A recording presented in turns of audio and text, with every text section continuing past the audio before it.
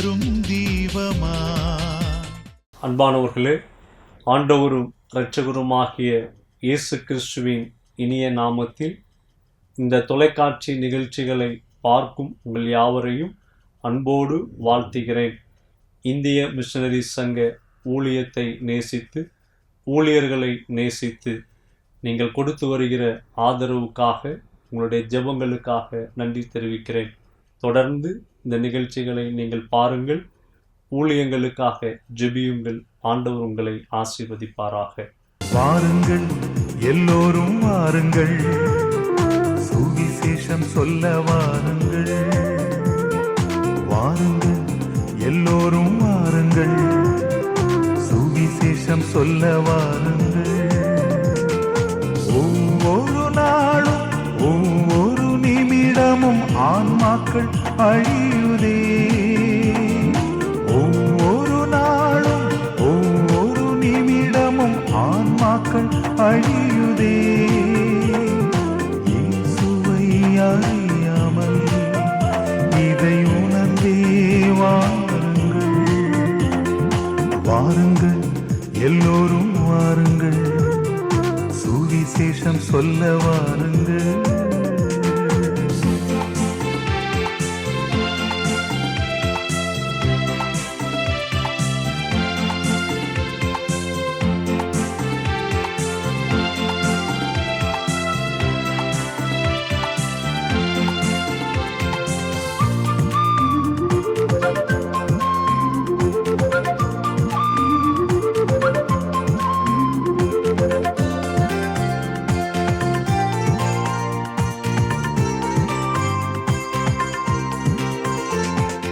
ஜபித்திடும் உள்ளங்களே வாருங்கள், ஏராளமாய் கண்ணீரை தாருங்கள்.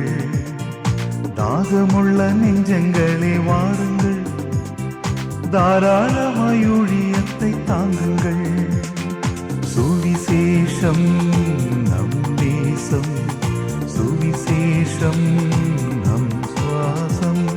சுவிசேஷம் நம் தேசம், சுவிசேஷம் நம் சுவாசம். வாருங்கள் எல்லோரும் வாருங்கள், சுவிசேஷம் சொல்ல வாருங்கள்.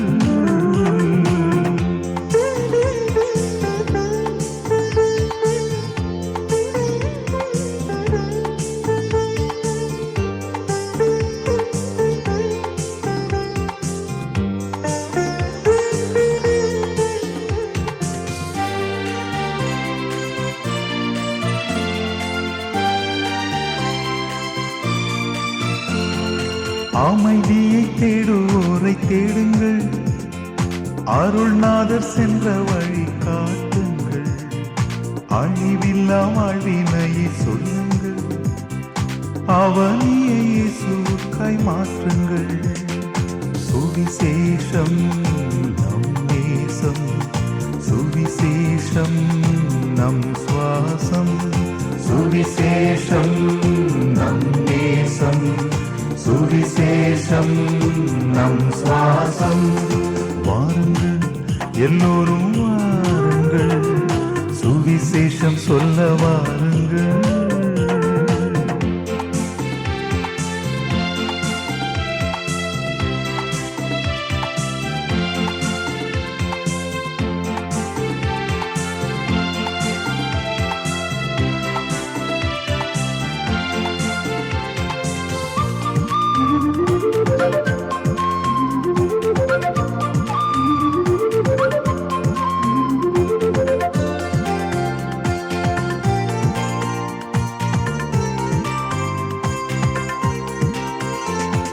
சுவிசேஷம் சொல்வது நம் கடமை, இயேசுவை நாம் சுமப்பது இனிமை.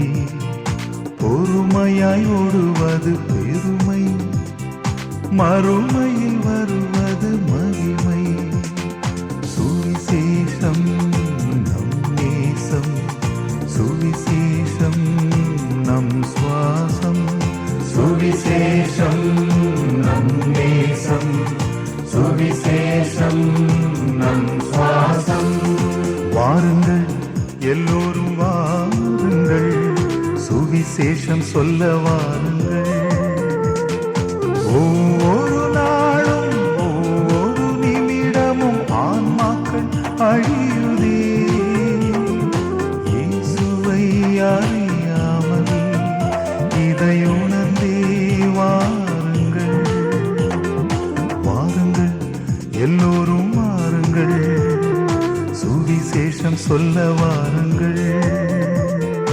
வாருங்கள் எல்லோரும் வாருங்கள், சுவிசேஷம் சொல்ல வாருங்கள். இந்திய மிஷனரி சங்கம் வெள்ளாளன் வழியில் பிறந்த பேராய வேதநாயகம் சாமுவேல் அசரியா அவர்களால் 1903 ஆண்டு பிப்ரவரி மாதம் 12ஆம் நாள் ஆரம்பிக்கப்பட்டது. இந்திய தேசத்தின் 26 மாநிலங்களிலும் 2 யூனியன் பிரதேசங்களிலும் நாம் சுவிசேஷ பணியினை நிறைவேற்றி வருகிறோம். இந்திய மிஷனரி சங்கத்தில் 1204 பேர் மிஷனரிகளாகவும் 445 பேர் உதவியாளர்களாக பள்ளி, விடுதி மற்றும் சமுதாய பணிகளிலும் 172 பேர் அலுவலகம் மற்றும் அபிவிருத்தி பணிகளிலும் ஈடுபட்டு வருகின்றனர். இந்திய தேசத்தின் 284 மாவட்டங்களில் உள்ள 56,650 கிராமங்களை நாம் சுவிசேஷத்தால் சந்தித்து வருகிறோம். ஆண்டவரை ஏற்றுக்கொண்ட முதல் தலைமுறை விசுவாசிகள் 452 இடங்களில் ஆலயங்களிலும் 11,063 இடங்களில் வீடுகளிலும் திறந்த வெளிகளிலும் கூடி தேவனை ஆராதித்து வருகின்றனர். கோயா மொழியில் ஒடியா எழுத்துக்களை கொண்டு வேதாகமத்தை மொழிபெயர்த்து வருகிறோம். புதிய ஏற்பாட்டுடன் சங்கீதம் மற்றும் நீதிமொழிகள் கோயா மொழியில் உள்ள 2 பேச்சு வழக்குகளிலும் மொழிபெயர்க்கப்பட்டு எழுத்து மற்றும் ஆடியோ வடிவில் வெளியிடப்பட்டுள்ளது. பழைய ஏற்பாட்டில் மோசையின் 5 ஆகமங்கள் மொழிபெயர்க்கப்பட்டுள்ளது. மற்ற பகுதிகளில் மொழிபெயர்ப்பு பணிகளுக்காக ஜெபியுங்கள். அடிப்படை வசதிகளற்ற நிலையில் வாழும் ஆதிவாசி பிள்ளைகளுக்காக 32 இடங்களில் நாம் நடத்தி வரும் விடுதிகளில் 2232 பிள்ளைகளும் 63 இடங்களில் நாம் நடத்தி வரும் பகல் நேர பராமரிப்பு மையங்களில் 2377 பேரும் பராமரிக்கப்பட்டு வருகின்றனர். நம் விடுதி பிள்ளைகள் 24 பேரை இன்ஜினியரிங், நர்சிங் மற்றும் கலை அறிவியல் போன்ற உயர்கல்வி படிப்பதற்கு உதவி செய்து வருகின்றோம். கல்விக்கான வாய்ப்புகளற்ற நிலையில் வாழும் பிள்ளைகளுக்கென நாம் நடத்தி வரும் 7 பள்ளிக்கூடங்களில் 4102 பிள்ளைகள் கல்வி பயின்று வருகின்றனர். 3 இடங்களில் மருத்துவ மையங்களையும் 2 மருத்துவமனைகளையும் நடத்தி சிகிச்சையோடு தேவன் அருளும் விடுதலையையும் கொடுத்து வருகிறோம். தையல் பயிற்சி மையங்கள் 77 இடங்களிலும், கம்ப்யூட்டர் பயிற்சி மையங்கள் 7 இடங்களிலும் நாம் நடத்தி வருகிறோம். பார்வையற்றோருக்கான விடுதி ஒன்றையும், ஏழை வயோதிப விதவைகளுக்கான நல உதவி மையம் ஒன்றையும் நாம் நடத்தி வருகிறோம். இப்பணிகளுக்காக ஜெபியுங்கள், உதவி செய்யுங்கள். ஒரு மிஷனரியை ஆதரிக்க மாதம் ரூபாய் 4000 தேவை. ஒரு ஆதிவாசி பிள்ளையை ஆதரிக்க மாதம் ரூபாய் 1000 தேவை. பகல் நேர பராமரிப்பு மைய குழந்தை ஒன்றை ஆதரிக்க மாதம் ரூபாய் 500 தேவை. கிராமம் ஒன்றிற்கு நற்செய்தி அறிவிக்க மாதம் ரூபாய் 500 தேவை. மிஷனரிகளின் மருத்துவ தேவையை சந்திக்க மாதம் ரூபாய் 300 தேவை. வாருங்கள், நாம் இணைந்து செயல்படுவோம். இந்திய தேசம் இயேசுவை அறிய செய்வோம்.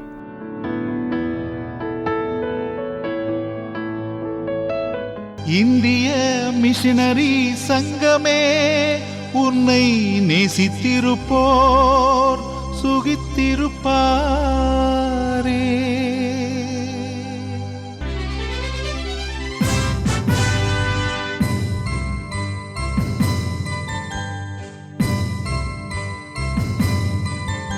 ஆண்டவராய் இயேசு கிறிஸ்துவின் இனிய நாமத்தில் இந்திய மிஷனரி சங்கத்தின் மூலமாக உங்களை சந்திப்பதில் மிக்க மகிழ்ச்சி அடைகிறேன். இந்த நாளில் கூட கர்த்தர் எனக்கு கொடுத்த நல்ல சந்தர்ப்பத்திற்காக நான் கர்த்தருக்கு நன்றி செலுத்துகிறேன். உங்களோட சுருக்கமாக கர்த்தருடைய வேத வசனத்தை நான் பகிர்ந்து கொள்ள ஆசைப்படுகிறேன். இந்த நாளில் கூட என்னோட சேர்ந்து கர்த்தருடைய வேத வசனத்தை எடுத்துக்கொள்ளுங்கள். ஏசாயா தீர்க்கதரிசியின் புஸ்தகம் 43ஆம் அதிகாரம் 18-19 வசனம் இப்படியாக சொல்லுகிறது. ஏசாயா தீர்க்கதரிசியின் புஸ்தகம் 43ஆம் அதிகாரம் 18-19 வசனம். முந்தினவைகளை நினைக்க வேண்டாம், பூர்வமானவைகளை சிந்திக்க வேண்டாம். இதோ நான் புதிய காரியத்தை செய்கிறேன், இப்பொழுதே அது தோன்றும், நீங்கள் அதை அறிகிறீர்களா? நான் வனாந்தரத்திலே வழியையும் அவாந்தர வெளியிலே ஆறுகளையும் உண்டாக்குவேன். கர்த்தருடைய வேத வசனம். முந்தினவைகளை சிந்திக்க வேண்டாம், பூர்வமானவைகளையும் முந்தினவைகளை நினைக்க வேண்டாம், பூர்வமானவைகளை சிந்திக்க வேண்டாம், இதோ புதிய காரியங்களை செய்கிறேன். இந்த மாதத்தில் கூட கர்த்தர் எனக்கு கொடுத்த இந்த ஒரு அருமையான வாக்குத்தத்தத்தை இந்த நாளில் உங்களுடைய மத்தியில் நான் பகிர்ந்து கொள்ள ஆசைப்படுகிறேன். புதிய காரியங்களை செய்கிறார். கர்த்தருடைய வாழ்க்கையில் புதிய காரியங்கள், முந்தின அநேக காரியங்கள் உண்டு, பூர்வமான காரியங்கள் அநேக காரியங்கள் உண்டு. அவை எல்லாவற்றையும் நினைக்காமல் விட்டு நம்முடைய வாழ்க்கையில் நாம் கர்த்தரை தொடர்ந்து செல்லும்போது கர்த்தர் நம்முடைய வாழ்க்கையில் புதிய காரியங்களை செய்கிறார். இன்னும் ஒரு வசனம் உங்களுடைய மத்தியில் நான் வைக்க ஆசைப்படுகிறேன். ஏசாயா தீர்க்கதரிசியின் புஸ்தகம் 40ஆம் அதிகாரம் 30-31 வசனம் இப்படியாக சொல்லுகிறது. ஏசாயா தீர்க்கதரிசியின் புஸ்தகம் 40ஆம் அதிகாரம் 30-31 வசனங்கள். இளைஞர் இளைப்படைந்து சோர்ந்து போவார்கள், வாலிபரும் இடறி விழுவார்கள். கர்த்தருக்கு காத்திருக்கிறவர்களோ புது பலன் அடைந்து கழுகுகளைப் போல செட்டைகளை அடித்து எழும்புவார்கள். அவர்கள் ஓடினாலும் இளைப்படையார்கள், நடந்தாலும் சோர்ந்து போவார்கள். இளைஞர் இளைப்படைந்து சோர்ந்து போவார்கள், வாலிபர்களும் இடறி விழுவார்கள். கர்த்தருக்கு காத்திருக்கிறவர்களோ புது பலன் அடைவார்கள். இந்த நாட்களில் பாருங்க, யாரெல்லாம் கர்த்தருக்கு காத்திருக்கிறார்களோ அவர்களுக்கு கர்த்தர் புது பலன் கொடுக்கிறார். புதிய காரியங்களை செய்கிறேன்னு சொன்ன தேவன் கர்த்தருக்கு காத்திருக்கும் போது ஒரு புதிய பலன் கர்த்தர் நமக்கு கொடுக்கிறார். இந்த நாளில் கூட பார்த்தீங்கன்னா ஆந்திர பிரதேசம் அரக்கு என்ற ஒரு பகுதியில் நாங்கள் கர்த்தருடைய பணியை செய்து வருகிறேன். அந்த பகுதி பார்த்தீங்கன்னா, அரக்கு பகுதி ஒரு 100 கிலோமீட்டர் சரௌண்டிங்கில் ஒரு மலை மேலே அமைந்துள்ள ஒரு பகுதி. இந்த அரக்கு பணித்தளம் பார்த்தீங்கன்னா ஆந்திர, அதாவது ஒரிசா மாநில எல்லை பகுதியில் அமைந்துள்ளது. இந்த மலை பிரதேசங்களில் பார்த்தீங்கன்னா அநேக கோது, குவி, கோண்டு என ஆதிவாசி இன மக்கள் அதிகமாக வாழுகிறார்கள். இவர்களுக்குன்னு சரியான தெய்வம் யார் என்று தெரியாத ஒரு சூழ்நிலை காணப்படுகிறது. அநேக கடின உழைப்பாளிகள், கடினமாக உழைக்கக்கூடியவர்கள் உழைத்து அவர்கள் பார்த்தீங்கன்னா சாயங்கால நேரங்களில், அதாவது வீடுக்கு வந்த பின்பு குடும்பமாக உட்கார்ந்து, அதாவது செரிக்கா சேட்டு அப்படின்னு ஒரு மரம் காணப்படுகிறது. அதிலிருந்து எடுக்கப்படுகிற கல், ஒரு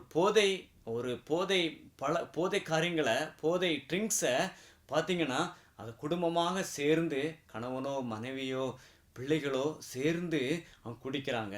குடித்துட்டு சொல்லும்போது, நாங்கள் பகல் முழுவதும் நாங்கள் வேலை செய்கிறோம், மாலை பொழுதில் எங்களுடைய சரீரம் அதிகமாக இளைப்படைந்து விடுகிறது, சோர்ந்து போகிறது, அதனால் நாங்கள் கல் குடிக்கிறோம் அப்படின்னு சொல்கிறாங்க. அவங்க இயேசுவை ஏற்றுக்கொள்ளும்போது அவங்களுக்கு நாங்கள் வேத வசனத்தை இப்படியாக சொல்லுகிறோம். இதில் வசனம் அழகாக சொல்லப்பட்டிருக்கிறது. இளைஞர்கள் சோர்ந்து போவார்கள், இளைஞர்கள் இளைப்படைந்து சோர்ந்து போவார்கள், வாலிபரும் இடறி விழுவார்கள். கர்த்தருக்கு காத்திருக்கிறவர்களோ புது பலன் அடைவார்கள். நீங்கள் கர்த்தருக்கு காத்திருங்கள், கர்த்தருடைய வேத வசனத்தை வாசித்து ஜெபியுங்கள். கர்த்தர் உங்களுடைய வாழ்க்கையில் புது பலன் தருவார், புது சுகம் தருவார், புது ஆரோக்கியம் தருவார், புதிய காரியங்களை செய்வார் அப்படின்னு சொல்லும்போது அவர்கள் இயேசுவை ஏற்றுக்கொள்கிறாங்க. யார் இயேசுவை ஏற்றுக்கொள்கிறாங்களோ அவருடைய வேத வசனத்தில் ஜெபிக்கும் போது கிறிஸ்துக்களாக ஒரு புதிய பலன், ஒரு புதிய சுகம் அவருடைய வாழ்க்கையில் காணப்படுகிறது. பார்த்திங்கன்னா பழைய சோர்வுகள், பழைய அந்த குடிப்பழக்கத்திலிருந்து விடுபட்டு ஒரு புதிய பலன் அவருடைய வாழ்க்கையில் காணப்படுகிறது. புதிய பலனோட வாழுகிறார்கள். இன்னொரு வசனம் கூட அவங்களுடைய மத்தியில் நான் வைக்க ஆசைப்படுகிறேன். 2 கொரிந்தியர் 5ஆம் அதிகாரம் 17ஆம் வசனம் இப்படியாக சொல்லுகிறது. 2 கொரிந்தியர் 5ஆம் அதிகாரம் 17ஆம் வசனம். 2 கொரிந்தியர் 5ஆம் அதிகாரம் 17ஆம் வசனம். இப்படி இருக்க ஒருவன் கிறிஸ்துக்குள் இருந்தால் புது சிருஷ்டியாக இருக்கிறான், பழையவைகள் ஒளிந்து போயின, எல்லாம் புதிதாயின. கிறிஸ்துக்குள் இருக்கும்போது யாரெல்லாம் கிறிஸ்துக்குள்ள இருக்கிறாங்களோ அவர்கள் ஒரு புது சிருஷ்டியாய் காணப்படுறாங்க. நாங்கள் ஊழியம் செய்கிற பகுதியில் ஆதிவாசி மக்கள் அதிகமாக காணப்படுறாங்க. அவங்களுடைய மக்கள் இனத்தில் ஒரு வித்தியாசமான ஒரு பழக்க வழக்கங்கள் காணப்படுகிறது. பார்த்திங்கன்னா, ஒரு ஆண் தன்னுடைய மனைவி பிடிக்கலைன்னா மனைவியை விட்டுட்டு வேறொரு பெண்ணை திருமணம் செய்து அந்த பெண்ணோட வாழ்கிறாங்க. அந்த மனைவிக்கு கணவன் பிடிக்கலை அப்படின்னா கணவனை விட்டு பிரிந்து வேறொரு ஆணை திருமணம் செய்து கொண்டு மற்ற ஒரு மனிதரோட வாழ்கிறாங்க. இப்படிப்பட்ட காரியங்கள் இருப்பதனால அநேக சிறு பிள்ளைகள் அனாதையாக்கப்படுறாங்க. அநேக பிள்ளைகள் நம்முடைய அரக்கு பணித்தளத்தில் பார்த்தீங்கன்னா ஒரு மாணவர் விடுதி காணப்படுகிறது. அங்குள்ள பிள்ளைகள் அநேக பிள்ளைகள் மாணவர்கள் சிறுவர்கள் சொல்லும்போது, எனக்கு 3 மாத குழந்தையாக இருந்தேன், என்னுடைய அப்பாவும் அம்மாவும் பிரிந்து என்னுடைய அப்பா வேறொரு மனைவியை வேறொரு பெண்ணை திருமணம் செய்து கொண்டு வேறு பக்கம் போய்விட்டார். என்னுடைய அம்மா வேறொரு ஆணை திருமணம் செய்து அவர்களும் தனியாக போயிட்டாங்க. எனக்கு அப்பா யார் அம்மா யாருன்னு எனக்கு தெரியாது. நான் என்னுடைய பாட்டியுடைய வீட்டில் நான் வாழுகிறேன், தங்கியிருக்கிறேன்னு சொல்கிறாங்க. அநேகர் பார்த்தீங்கன்னா என்னுடைய அப்பா பிரிந்து போயிட்டாங்க, என்னுடைய அம்மா மட்டும் இருக்கிறாங்க. அநேகர் சொல்லும்போது எங்கள் அம்மா பிரிந்து வேறொரு ஆணோட திருமணம் செய்து போய்விட்டாங்க. நான் எங்களுடைய சித்தி எங்களோட இருக்கிறாங்க. என்னுடைய சித்தி என்னை சரியாக கவனிப்பது கிடையாது, அநேகமாக அடிக்கிறாங்க, அநேக வேலைகள் பார்ப்பதற்கு சொல்கிறாங்க. இப்படிப்பட்ட காரியங்கள் அதிகமாக காணப்படுகிறது. கணவனை அதாவது அப்பாவை அம்மாவை பிரிந்து வாழுகிற அநேக குழந்தைகள் காணப்படுறாங்க. அநாத குழந்தைகள் காணப்படுறாங்க. அப்பா இல்லை, அம்மா இல்லை. அவன் பார்த்தீங்கன்னா வித்தியாசமாக இருக்கும். என்னுடைய அண்ணன்மார்கள் மட்டும் என்னை பார்த்து கொள்கிறாங்க, எனக்கு அப்பாவும் கிடையாது அம்மாவும் கிடையாது. இப்படிப்பட்ட சொல்லுகிற அநேக சிறுவர்கள் உண்டு. அப்படிப்பட்ட அநேக சிறுவர்களை நம்முடைய விடுதியில் அவர்களை கொண்டு வந்து விடுதியில் பராமரிக்கிறோம். அவர்களுக்கு நன்றாக உணவு கொடுத்து நன்றாக ஒரு கல்வி கொடுக்குறோம். நன்றாக படித்து அவருடைய வாழ்க்கையில் பெரிய காரியங்களை பெரிய இடங்களுக்கு நன்றாக கவர்மெண்ட் உத்தியோகத்தில் பணியில் வர்றாங்க. இப்படிப்பட்ட காரியங்கள் இந்த பகுதியில் காணப்படுகிறது. அவங்களுக்கு சொல்லும்போது பார்த்தீங்கன்னா யார் இயேசுவை ஏற்றுக்கொள்கிறாங்களோ அந்த ஆண்களுக்கும் பெண்களுக்கும் கணவனுக்கும் மனைவிக்கு சொல்லுவது, நீங்கள் இயேசுவை ஏற்றுக்கொள்ளுங்க, இயேசு உங்களுடைய வாழ்க்கையில் ஒரு மன நிம்மதியை தருவார், மன சமாதானத்தை தருவார் என்று சொல்லும்போது அவர்கள் இயேசுவை ஏற்றுக்கொள்வாங்க. அவருடைய வாழ்க்கையில் சொல்லும்போது இந்த தேவன் இந்த இயேசு பரிசுத்தம் உள்ளவர். யாரெல்லாம் கிறிஸ்துக்குள்ளே வர்றாங்களோ, யாரெல்லாம் அந்த தெய்வத்தை இயேசுவை ஏற்றுக்கொண்டு கிறிஸ்துக்குள்ளே வரும்போது உங்களுடைய வாழ்க்கையில் ஒரு பரிசுத்தம் தருவார், ஒரு சமாதானத்தை தருவார், ஒரு புது சிருஷ்டி ஆக்குவார் அப்படின்னு சொல்லும்போது பார்த்தீங்கன்னா அவருடைய பழைய கலாச்சாரத்தை விட்டு கூட பழைய கலாச்சாரம், அதாவது ஒரு சில தவறான கலாச்சாரத்தை விட்டு கிறிஸ்துக்குள்ளே வரும்போது அவர்கள் நல்லவர்களாக நல்ல மனிதர்களாக அவர்கள் மாறுகிறாங்க. இந்த வசனம் அருமையாக சொல்லப்பட்டிருக்கிறது. இந்த வசனம் நாங்கள் ஊழியம் செய்கிற பகுதியில் அதிகமாய் நிறைவேறுகிறது. இப்படி இருக்க ஒருவன் கிறிஸ்துக்குள் இருந்தால் புது சிருஷ்டியாக இருக்கிறான், பழையவைகள் ஒளிந்து போயின, எல்லாம் புதிதாயின. எல்லாம் புதிய காரியங்களை கற்றுக்கொள்கிறாங்க. பழைய சமாதானம் இல்லாத தன்மைகள் கிடையாது. அவன் இயேசுவை ஏற்றுக்கொள்ளும்போது அவனுடைய வாழ்க்கையில் ஒரு சமாதானம், பிள்ளைகளோட சமாதானம் வாழ்கிறாங்க. பிள்ளைகள் சொல்லும்போது என்றைக்கு நாங்கள் இயேசுவை ஏற்றுக்கொண்டோமோ கிறிஸ்துக்குள்ளே வந்தோமோ அந்த நாளிலிருந்து என்னுடைய அம்மா அப்பா சமாதானமாக இருக்கிறாங்க, நாங்கள் நன்றாக சாப்பிடுகிறோம், என்னுடைய அப்பா குடிப்பழக்கத்தை விட்டு விட்டார், என்னுடைய அம்மா குடிப்பழக்கத்தை விட்டு விட்டார், என்னுடைய அண்ணன் கிறிஸ்துக்குள்ளே வாழ்கிறாங்க. என்னுடைய வாழ்க்கையில் பார்த்தீங்கன்னா அதாவது அநேக கடத்தல் காரியங்களில் ஈடுபட்டோம், இப்பொழுது கடத்தல் காரியங்கள் கிடையாது. போதை வஸ்துகளை நாங்கள் அதிகமாக உட்கொண்டோம், போதை வஸ்துகள் எல்லாம் விடுபட்டு நாங்கள் கிறிஸ்துக்குள்ளே நன்றாக இருக்கிறோம். அநேக திருடு களவு காரியங்களில் ஈடுபட்ட நாங்கள் இப்பொழுது முழுவதுமாக விட்டுவிட்டு நாங்கள் கிறிஸ்துக்குள்ளே வந்துட்டோம். கிறிஸ்துக்குள்ளே வந்த பிறகு இயேசு எங்களுக்கு ஒரு நல்ல ஒரு சமாதானமான ஒரு ஆசீர்வாதமான ஒரு வாழ்க்கை தந்திருக்கிறார் அப்படின்னு சொல்கிறாங்க. இந்த வசனம் அநேக இடங்களில் நிறைவேறுகிறது. நாங்கள் கர்த்தருடைய ஊழியம் செய்கிற பகுதிகளில் இந்த வேத வசனம் அருமையாக செயல்படுகிறது. ஒருவன் கிறிஸ்துக்குள் இருந்தால் புது சிருஷ்டியாக இருக்கிறான். புது சிருஷ்டியான அநேக மனிதர்கள் இயேசுவை ஏற்றுக்கொள்கிறாங்க, அவருடைய வாழ்க்கை முழுவதுமாக மாறுகிறது. இன்னொரு வசனம் கூட உங்களுக்கு முன்பாக நான் வைக்க ஆசைப்படுகிறேன். அப்போஸ்தலர் நடவடிக்கைகளின் புஸ்தகம் 17ஆம் அதிகாரம் 19ஆம் வசனம் இப்படியாக சொல்லுகிறது. அப்போஸ்தலர் நடவடிக்கைகள் 17ஆம் அதிகாரம் 19ஆம் வசனம் வாசிக்கும் போது பாருங்க, அவர்கள் அவனை மாசு மேடைக்கு அழைத்து கொண்டு போய், நீ சொல்லுகிற புதிதான உபதேசம் என்னதென்று நாங்கள் அறியலாமா அப்படின்னு சொல்றாங்க. பார்த்தீங்கன்னா பவுல் அநேக அந்த இருக்கிற மக்களுக்கு இயேசு பற்றி அறிவிக்கும் போது அநேகர் அவரை பிடித்து கொண்டு அந்த மார்ஸ் மேடைக்கு கொண்டு போய் இவன் புதிதான உபதேசம் சொல்லுகிறான், இவனுடைய புதிய உபதேசத்தை நாம் கேட்போம் என்று அநேகர் கேட்கிறாங்க. அப்பொழுது புதிய உபதேசம் என்ன சொல்லுகிறா? பவுல் சொல்லும்போது நாம் பார்க்கிறோம் 17ஆம் அதிகாரம் 24ஆம் வசனம் இப்படியாக சொல்லுகிறது, உலகத்தையும் அதில் உள்ள யாவற்றையும் உண்டாக்கின தேவனானவர் வானத்திற்கும் பூமிக்கும் ஆண்டவராய் இருக்கிறபடியால் கைகளினால் கட்டப்பட்ட கோவில்களில் அவர் வாசம் பண்ணுகிறதில்லை. அவர் சொல்லும்போது வானத்திற்கும் பூமிக்கும் ஆண்டவராய் இருக்கிற நம்முடைய தேவன் நம்முடைய இயேசு கைகளினால் கட்டப்பட்ட கோவில்களில் அவர் வாசம் பண்ணுவதில்லை.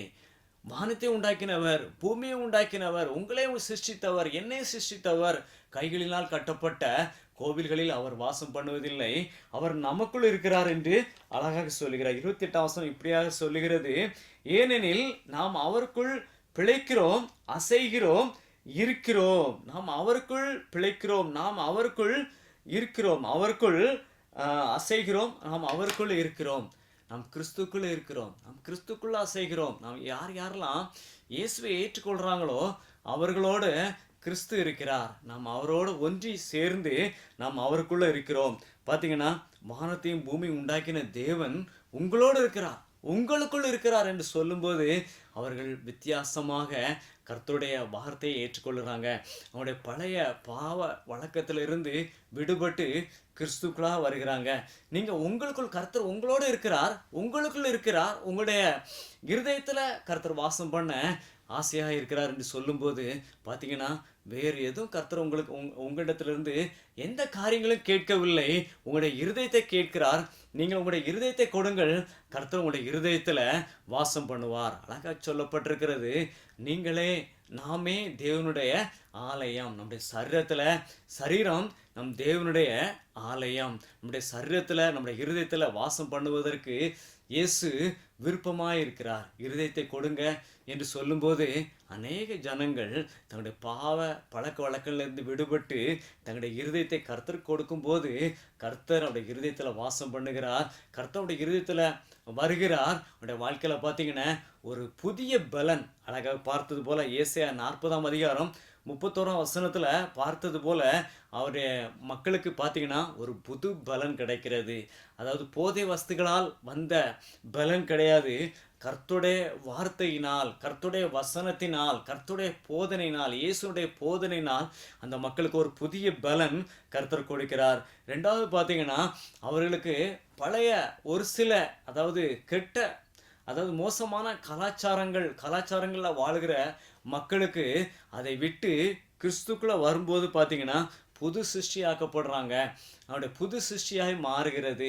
தவறான கலாச்சாரம் அதை அவனுடைய வாழ்க்கையிலிருந்து போகும்போது பார்த்தீங்கன்னா அனாதையாக்கப்பட்ட அநேக குடும்பங்கள், அநேக குழந்தைகள் சேர்க்கப்படுறாங்க, குடும்பமாக சேர்ந்து வாழ்கிறாங்க. அழகாக சொல்லப்பட்டிருக்கிறது, ஒருவன் கிறிஸ்துக்குள் இருந்தால் 2 கொரிந்தியர் 5ஆம் அதிகாரம் 17ஆம் வசனம், புது சிஷ்யாக இருக்கிறான், பழையவர்கள் ஒளிந்து போயின. அநேக மக்கள் பழைய காரியங்கள், பழைய பழக்க வழக்கங்கள், மோசமான கலாச்சாரத்திலிருந்து விடுபட்டு ஒரு புதிய சிருஷ்டியாக மாறுகின்றனர். அவருடைய வாழ்க்கை மாறுகின்றது. குடும்பத்தில் ஒரு சமாதானம், அதாவது பிள்ளைகள் மிகவும் சமாதானமாக சந்தோஷமாக பெற்றோடு வாழ்கிறாங்க.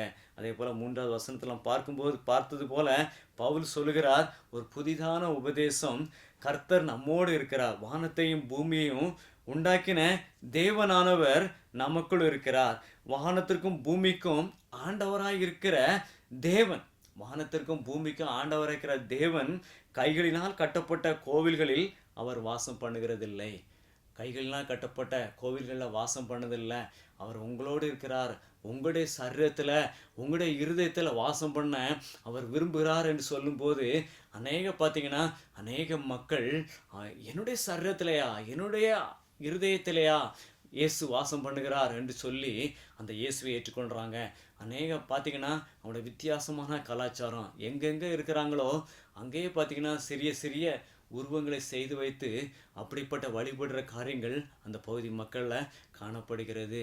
அப்படிப்பட்ட காரியங்கள் இல்லை, கிறிஸ்து உங்களோட உங்களுடைய சரீரத்தில், உங்களுடைய இருதயத்தில் வாசம் பண்ண கர்த்தர் ஆசையாயிருக்கிறார் என்று சொல்லும்போது அவர்கள் இயேசுவை ஏற்றுக்கொண்டு புதிய மனிதர்களாக வாழுகின்றார்கள். இந்த நாளில் கூட உங்களுக்கும் எனக்கும் பார்த்தீங்கன்னா நாம் இயேசுடைய வசனத்தை நாம் இப்படியாக கற்றுக்கொள்ளலாம். இதோ நான் புதிய காரியங்களை செய்கிறேன். நாம் கர்த்தருக்கு காத்திருக்கும் போது, வேதம் வாசித்து நாம் அதிகமாக ஜெபிக்கும் போது ஒரு புதிய பலன், நாம் கிறிஸ்துக்குள்ள இருக்கும்போது அழகாக சொல்லப்பட்டிருக்கு, நாம் அவருக்குள்ள அசைகிறோம், நாம் அவருக்குள்ள இருக்கிறோம். கிறிஸ்துக்குள்ள இருக்கும்போது, கிறிஸ்து விட்டு தூரமாய் போகும்போது நம்முடைய வாழ்க்கை வேறு விதமாக மாறிவிடுகிறது. கிறிஸ்துக்குள்ள இருக்கும்போது ஒரு புதிய சிருஷ்டி, ஒரு புதிய காரியங்கள், ஒரு புதிய மனுஷன், பழைய பாவ மனுஷன் கிடையாது, ஒரு புதிய மனுஷனாக கர்த்தர் நம்மை மாற்றுகிறார். ஒரு வெற்றியின் வாழ்க்கை வாழ்வதற்கு கர்த்தர் நமக்கு உதவி செய்கிறார். மூன்றாவது பார்த்தீங்கன்னா அவர் நமக்குள் இருக்கிறார், நமக்குள் இருக்கிறார், நம்மோடு இருக்கிறார். யோசுவாவுக்கு கர்த்தர் சொன்னது பார்த்தீங்கன்னா, யோசுவாவுக்கு சொன்னார், நான் உன்னோடு இருக்கிறேன் என்று அநேக முறை அவனோட அநேக காரியங்கள் சொல்லி அவனை தேற்றினார், அவனை பலப்படுத்தினார், அவனோடு இருந்து பெரிய காரியங்களை செய்தார். யோசுவா ஒரு வாலிப மகன், வாலிப வயதில் உள்ள யோசுவாவை கொண்டு கர்த்தர் பெரிய காரியங்களை செய்தார். அநேக மக்களை, இஸ்ரேல் ஜனங்களை அந்த கானான் தேசத்திற்கு கொண்டு செல்வதற்கு ஒரு வாலிபனாக யோசுவாவை தெரிந்து கொண்டு பெரிய காரியங்களை செய்தார். இதே போல உங்களையும் என்னையும் தெரிந்து கொண்டு ஒரு புதிய காரியங்கள் நம் மூலமாக ஒரு பெரிய காரியங்களை செய்வார். பணித்தளங்களில் பெரிய காரியங்களை செய்கிறார், புதிய காரியங்களை செய்கிறார். நீங்களும் நானும் கிறிஸ்துக்குள் நிலைத்து இருக்கும்போது நம் மூலமாக கர்த்தர் பெரிய காரியங்களை செய்வார். கர்த்தர் தாமே இந்த வசனத்தை ஆசீர்வதிப்பாராக. சுருக்கமாக ஒரு சிறிய ஜெபத்தை செய்வோம். நல்ல தகப்பனே, நன்றி செலுத்துகிறோம் சுவாமி. இந்த நாளில் கூட ஆண்டவரே அப்பா, உம்முடைய வேத வசனத்தை சுருக்கமாக ஆராய்வதற்கு, சுருக்கமாக தியானிப்பதற்கு கர்த்தர்கள் கொடுத்த நல்ல தருணத்துக்காக நன்றி செலுத்துகிறோம். ஆண்டவரே, புதிய காரியத்தை எங்களுடைய வாழ்க்கையில் செய்கிறவர், புதிய பலன், புதிய சிருஷ்டி. ஆண்டவரே, நீர் புதிய உபதேசமாக நீர் எங்களுக்குள்ளாக ஆண்டவரே நீர் வசிக்கிறதற்காக, வாழுகிறதற்காக, எங்களுடைய இருதயத்தில் இருப்பதற்காக நன்றி செலுத்துகிறோம். ஆண்டவரே, இந்த நிகழ்ச்சியை பார்க்கிற ஏசப்பா ஒவ்வொருவருக்கும் ஒரு புதிய காரியங்களை ஆண்டவரே வருகிற நாட்களில் நீ செய்ய போகிறதற்காக நன்றி செலுத்துகிறோம். நன்றி ஏசப்பா. ஆண்டவரே, அநேக மனிதர்கள் ஆண்டவரே உடைய வேத வசனத்தை கற்றுக்கொண்டு ஆண்டவரே ஒரு புதிய காரியங்களை பெற்றுக்கொள்கிறாங்க. அதே போல சுவாமி, உடைய வேத வசனத்தில் நாங்கள் தரித்திருந்து ஆண்டவரே உடைய வேத வசனத்தை வாசித்து, வேத வசனத்தை தியானித்து புதிய காரியங்களை ஆண்டவரே எங்களுடைய வாழ்க்கையில் நாங்கள் பெற்றுக்கொள்ள எங்களுக்கு உதவி செய்யும். ஆண்டவரே, இந்த நாளில் கூட ஆண்டவரே உடைய வேத வசனத்தை கேட்ட ஒவ்வொருடைய வாழ்க்கையில் கூட ஏசப்பா புதிய காரியங்களை செய்யும்படியாக ஜெபிக்கிறோம். புதிய காரியங்கள், புதிய பலன், புதிய ஆரோக்கியம், புதிய அநேக எல்லாவற்றையும் ஆண்டவரே புதிதான காரியங்கள் ஒவ்வொருடைய வாழ்க்கையிலும் செய்யும்படியாக நாங்கள் ஜெபிக்கிறோம். ஆசீர்வதிங்கப்பா. நன்றி செலுத்துகிறோம். ஆண்டவரே, இந்திய மிஷனரி சங்கத்தை ஆண்டவரே நேசிக்கிற ஒவ்வொரு பேருக்கும் சுவாமி ஒரு புதிய காரியத்தை நீர் செய்ய போகிறதுக்காக உமக்கு நன்றி செலுத்துகிறோம். நன்றி ஏசப்பா. இந்திய மிஷனரி சங்கத்தை ஆண்டவரே, இந்திய மிஷனரி சங்கத்திற்காக ஜெபிக்கிற ஒவ்வொருவருக்கும் கர்த்தர் நீர் புதிய காரியத்தை செய்யுங்க. ஆண்டவரே, உமக்கு நன்றி செலுத்துகிறோம். ஒவ்வொருவரையும் உங்களுடைய கரத்தில் கொடுக்கிறோம். நீரே பொறுப்படுத்திக்கொள்ளும், நீரே பாதுகாத்துக்கொள்ளும், நீரே ஒரு புதிய காரியத்தை செய்யும். உம்முடைய கரத்தில் கொடுக்கிறோம். இயேசுவின் நாமத்தினால ஜெபிக்கிறோம் நல்ல தகப்பனே. ஆமேன், ஆமேன். தேங்க்யூ. அன்பானவர்களே, இதுவரை நீங்கள் பார்த்த இந்த நிகழ்ச்சி உங்களுக்கு ஆசீர்வாதமாக இருந்திருக்கும் என்று கர்த்தருக்குள் நம்புகிறோம். தொடர்ந்து வரும் நாட்களிலும் இந்த நிகழ்ச்சிகளை நீங்கள் தவறாது பாருங்கள். இந்திய மிஷனரி சங்க ஊழியர்களுக்காக தொடர்ந்து ஜெபியுங்கள். ஊழியங்களோடு உங்களுடைய ஆதரவு கரங்களை இணைத்துக் கொள்ளுங்கள். ஆண்டவர் உங்களை ஆசீர்வதிப்பாராக. இந்திய மிஷனரி சங்கமே, உன்னை நேசித்திருப்போர் சுகித்திருப்பார்.